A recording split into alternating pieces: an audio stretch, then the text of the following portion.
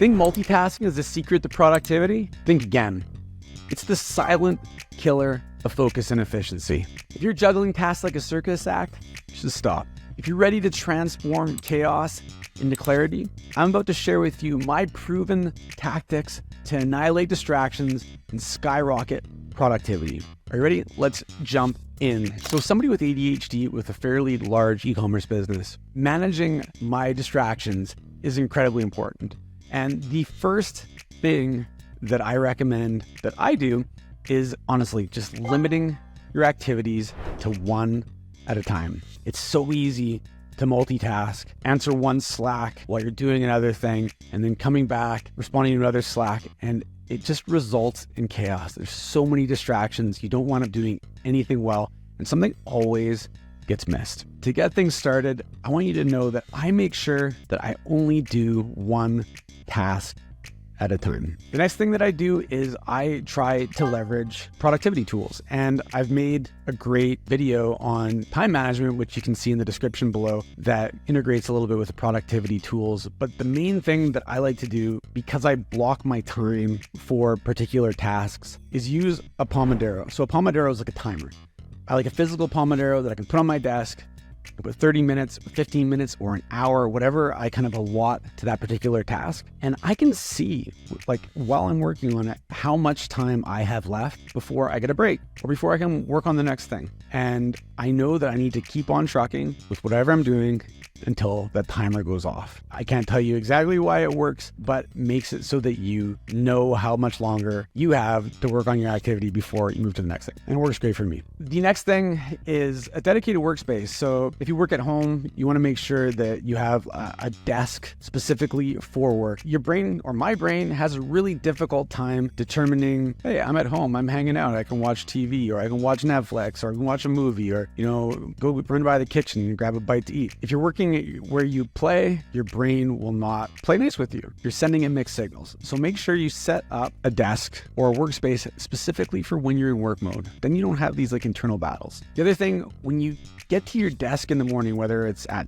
the office or it's at your home office, the first thing I like to do is I go through my desk and pick up like garbage that's sitting on my desk, try to organize all the random things I have on my desk, but try to make it like peaceful and clear, because a cluttered desk is a chaotic desk. And even if you don't think it negatively impacts you, these are all little distractions that are eating at your subconscious. So start your day just by decluttering your workspace. You'll be surprised how much more peaceful it is. This next one is incredibly important for me. And I used to be at the absolute mercy of my phone all the time. As somebody who runs e-commerce businesses, I used to get like Shopify notifications nonstop or Stripe notifications. I would love these little dopamine hits. Oh, it's another sale. Oh, it's another sale. Oh, there's a social media notification. Then the days when there were less, I would feel like lacking, like I would feel inadequate. Things just weren't firing at the same level. So I would start to feel crappy. And that's not even the point of why I'm telling you this. Like, these are distractions. Like, you don't need to be a slave to your phone. I don't need to be a slave to my phone. You can turn off the notification on these applications. And then when you want to go and look at your Shopify, when you want to go and look at your social media, it's there for you. It's not leaving. It's not going away, but there's no urgency to go and check it out. So I would start by turning off notifications on everything. I don't need it on email. I don't need it on text messages. I don't need phone calls. And then from there, I set my phone on sleep mode. It's on sleep mode right now. It stays on sleep mode all of the time. There's like 5 people who can call me or can actively text message me that notify me on this planet. Everybody else, if you call me, you go to voicemail. You send me a text message, I get it, but I don't get a notification. So when I have a break, I can go and look at my text messages, or I can check these other things. Not only is it annoying for other people when I'm constantly looking at my phone when I'm with them, it's also interrupts whatever I'm doing, whatever task I'm working on, and it's chaotic. So put your phone on sleep mode and then turn off all your notifications. You'll get way more done, and your life itself will actually improve because you will not be chained as a slave to your phone. Another thing that you got to do when you're blocking all these inputs is during one of these Pomodoro sessions or when you're working on a task, don't open email, don't open Slack, turn those notifications off like everything else. You can take a look at them between tasks, or if you block sessions to go through them, but it's inevitable that you're going to get messages. It's inevitable that you're going to get emails between tasks. They can wait. Put them on pause and come back when you're done your activity and you can review them. Another thing I like to do, because I am actively in social media a lot during the day, is limit my digital distractions. So I want to actively manage and limit my exposure to social media while I'm at my desk. First of all, before I jump into that, I have a tendency to open up like a million browser windows. I don't close them. I'm not sure why I don't close them, but they're everywhere. Like I'll have multiple of the same thing open all over the place. There's a couple tools that you can get to help reduce this. There's a browser called Min Browser that I was introduced to recently that it really makes the focus about the current window that you're in and not digging around, kind of makes everything else fade to the back. That's a great way to reduce the tabs because, not only is your computer going to run slow, your brain doesn't need to be confused on what it should be doing. Multiple tabs lead you to forget what it was you were working on, and there's a whole slew of other issues that I personally face when I see 15 tabs open.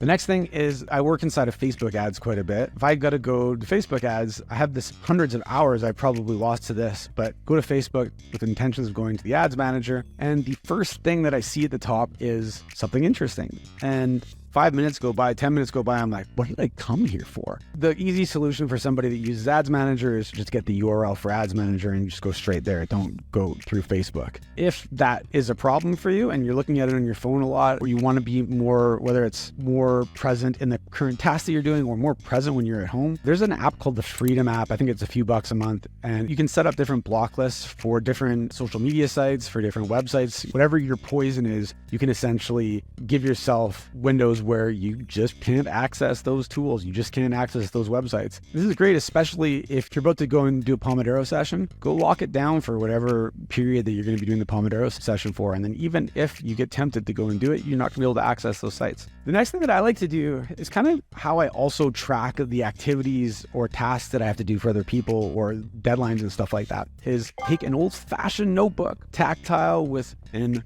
old-fashioned pen, and whenever I get an idea pop into my head, just writing them down in like an idea section in the book. And I get this like weird dopamine feedback when I write something down, because if I don't write it down, it kind of like is like opening 100 tabs inside my brain, each of them waiting with the particular idea, waiting to be dug into more. So I would just take your paper and pen, write down whenever you get an idea that's unrelated to the current task, and then, block a few 5-minute periods between tasks. Or you don't even need to block it. If you space out your blocks, jump in, dig into one of your ideas a little bit, give yourself a little bit of a dopamine feedback, and then carry on with your day. Not only is it a great way just to minimize your attempts to be distracted, but like sometimes you get genuinely good ideas when you're doing something else. Like when I'm reading a book, sometimes I'll like read 12 pages and not retain a single thing because my brain went off on a tangent that I discovered while I was reading this book. And I'm sure, whether you have ADHD or not, I'm sure other people have had this same experience before as well. So just like write these things down and you can come back to them and you can explore them later. And then the last thing, and this is something like,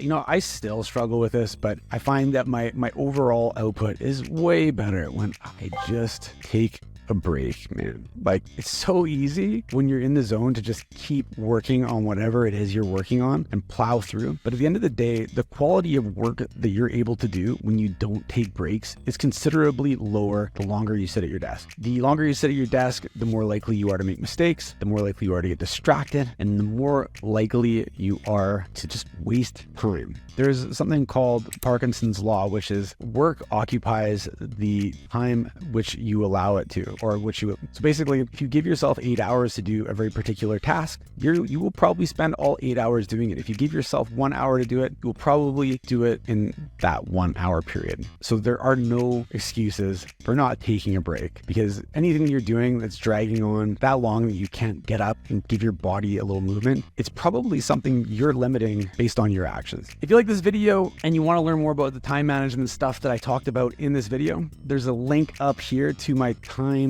management with ADHD video. Go over a bunch of things, including the Eisenhower matrix, but it's a great video. Check it out, and I'll see you in the next video. Thanks.